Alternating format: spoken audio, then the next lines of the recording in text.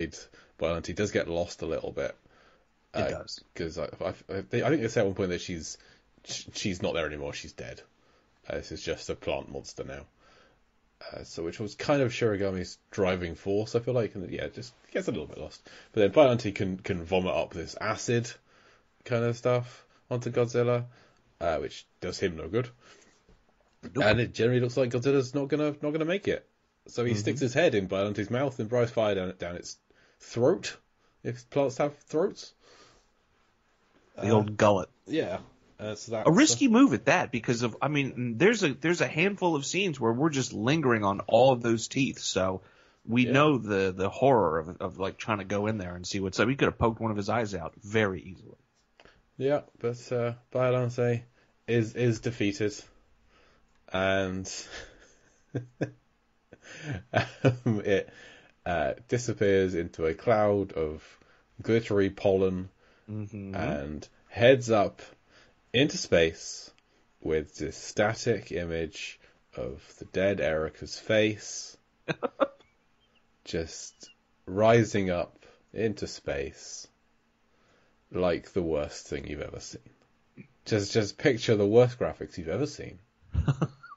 That's what this is. All right, it's not that bad. It's not great, and it definitely takes away from the moment. I'll admit that, but you're making it seem like it's public access television over here. I mean, it's not far off. Well, for this particular scene, everything else is fine. But Godzilla, barely alive, the bacteria has really taken a toll. He makes it back to the sea, which cools him down again, and then he presumably survives to fight another day. So, Biollante defeated Godzilla, recovering from his wounds. The scientists and the businessmen all that talk, and Shirogami decides, no, I'm not gonna keep working on this bacteria. Biollante was a big problem. I'm gonna stop doing this. And his boss is like, no, what? And then Shirogami gets shot. It's just super secret spy comes out of nowhere, shoots him. I bet you were thrilled when that happens. I'm like, I bet Jay loved this. I kind of did, because the guy he dies. Our main human character is just killed at the end of the film. And then, but what I loved even more was we have a chase scene with Triple S9 heading off, chased by Major Kuroki. Is it the Major that chases him? Yeah, because then the other guy pushes the button. Yeah, so he chases him. Sorry, I'm just watching this shot of the dead Erica face going up into the sky again. That should be the image for the podcast. I think it will be. People would be like, wait, what? It's delightful. So they have a car chase. It ends up being it's going to look like being like a fight in the mud or something. But then, Super Secret Spy number 9, he doesn't realize it, but he's backed onto the microwave field, and there's a guy back in the base who presses the button and disintegrates the guy. Gone. Love it so much. I didn't know where this was going to go, and he just disappears. Yeah, That was fantastic. because then you're thinking it's some weird like super secret or psychic. He's like, no, he's just gone. Yep. It's like he's been teleported somewhere. There's like a flash of lightning and he's gone. And what went through his mind? I want to know. What did he think was happening to him? Everything all at once, apparently. It's amazing. What I really like about that particular scene in the mud, that struggle for that gun, is as they're doing that, the camera is just moving along with them right on the side. There's not all these extra cuts or angles or nothing real choppy. You're just following the action as it goes. And it looks really good. It looks very realistic. And I wish there was more just kind of basic shots like that in action scenes, because I feel like with action you'll have like 20 cuts in 5 seconds, and it doesn't need that. Just like let it speak for itself, and I think it's like effective. Yeah, and it was a scientist, Kirishima, the one who was told he didn't know anything about science. He was the one who chased Yes. Triple S9, and then the Major was back at the base who pressed the button. So then Kirishima kind of walks away. He's covered in mud, and his girlfriend, who is the one who was visiting Shirogami at the start, she says that he looks like Batman. Out of nowhere. Doesn't look like Batman. He's just a bit dirty. That's all. Just a bit meld on his face. And they throughout the film, there's been this arc that hasn't really. It's been mentioned here and there, but I haven't really followed any of it because this is a Godzilla film, and that's what I'm here for. About he wants to go to America. He's been headhunted by, I think he said by Massachusetts. Yeah, so probably like an MIT type. Maybe. I was thinking like Dunkin' Donuts was what I was thinking. But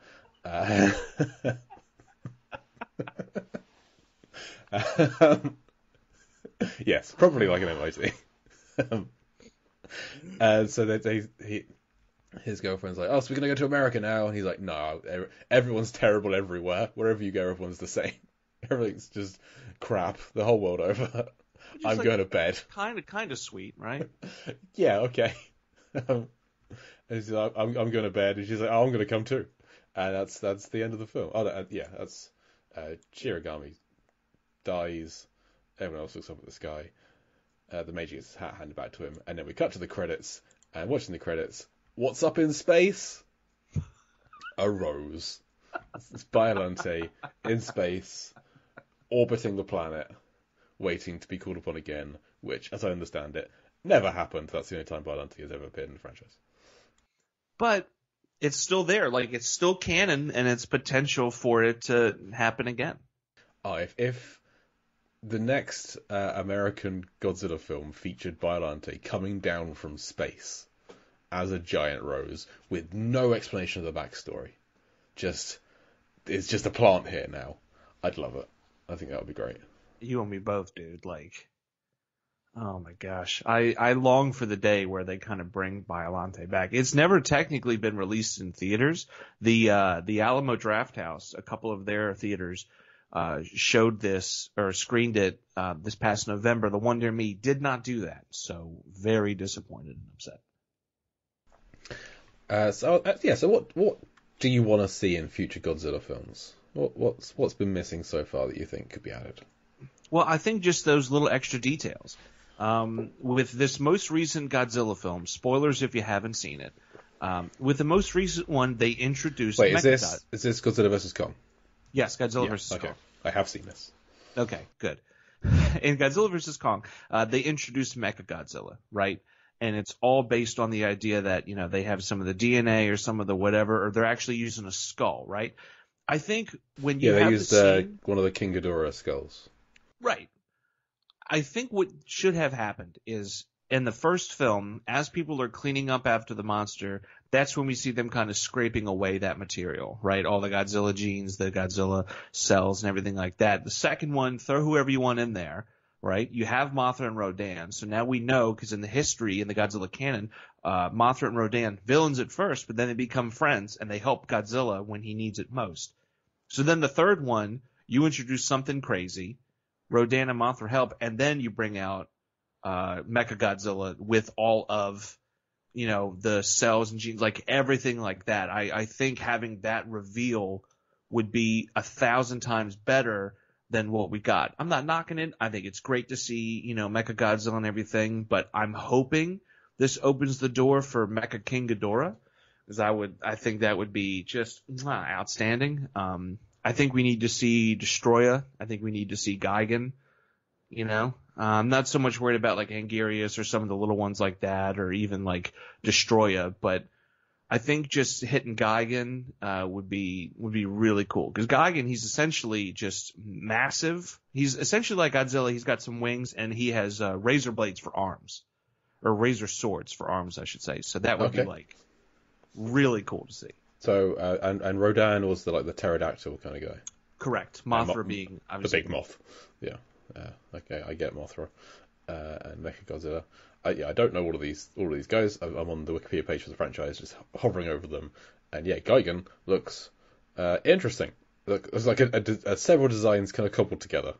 Yeah, super cool, because it's like how there's so many questions about how they do anything. Like, how do they pick themselves up without stabbing into the earth? Or, you know, like, it's not lost on me how absurd some of these things are, but they're still very badass. Ooh, there's Hedorah, the smog monster. Yeah, that could be fun. That would. I mean, we could easily have one in L.A. or one in China. Just the world over at this point. Yeah. Nice. Okay. I liked Godzilla vs Kong enough. I feel like the 2014 the Gareth Edwards Godzilla was very disappointing to me, just because I was expecting more action and more than just the Halo jump, which is a great scene, I have to admit. But the rest of it, I didn't really care about anything that was happening. And King of the Monsters, I've said I fell asleep. I did, but I liked all of the Mothra stuff. I liked all of the monsters fighting each other stuff. I just found it otherwise to be quite a boring film. And Godzilla vs Kong is nuts. They go into the Hollow Earth in that, and then there's like all the Godzilla, all the King Kong ancestors, and like he makes a giant axe out of stuff. I quite enjoyed Godzilla vs Kong. I kind of wish I'd seen it in cinema. Yeah, I saw it twice, and it was great both times. Once by myself, once with the wife. Clearly, she didn't have as fun a time as I did, but... Shocking. Surely not. So is versus Biollante your favourite Godzilla film, or is there... What would you suggest people who have never seen any of these older Godzilla films, where should they start? I would say, having just watched Biollante, that I feel like I should have watched the Return of Godzilla at least first, just because it's a direct sequel. But then I do feel like I got it. I got what happened there. Yeah, I mean, it's tough. Obviously, the original one is really cool for its time, 1954. It's all about, essentially, Godzilla is just one big metaphor for nuclear war and disaster and things like that. You do have some cooler ones, like when they originally introduced Ghidorah. I think that was 1963, 64, somewhere in there. 64. Nailed it. Yeah. I would say that one, because that monster is quintessential. Like, really, that's Godzilla's Joker, really, is Ghidorah. It's always in there. Mechagodzilla, yeah, you could say it's him, because it's literally like Robo Godzilla, which is really cool at the same time. So I would say anything with Ghidorah, anything with Mechagodzilla, and then the Mothra one. Those would be like the three I would look for, because they inform you on a lot of what's happening in like the films now, or I guess the Legendary series or Legendary era, or whatever you want to refer to it as. I think you'll be better informed and kind of have a better appreciation for the films now that are happening now. Nice. And I didn't realize that the second film is called Godzilla Raids Again. That's perfect. I think that's just a wonderful title. It's dangerous. We're tippy-toeing there, but it's a lot of fun. Nice, excellent. Well, thank you. Anything else on Biollante that we missed going through it you want to talk about? Not that I can. Let me look over my notes. I think we crossed everything. No. Everything checked off my list. Nice.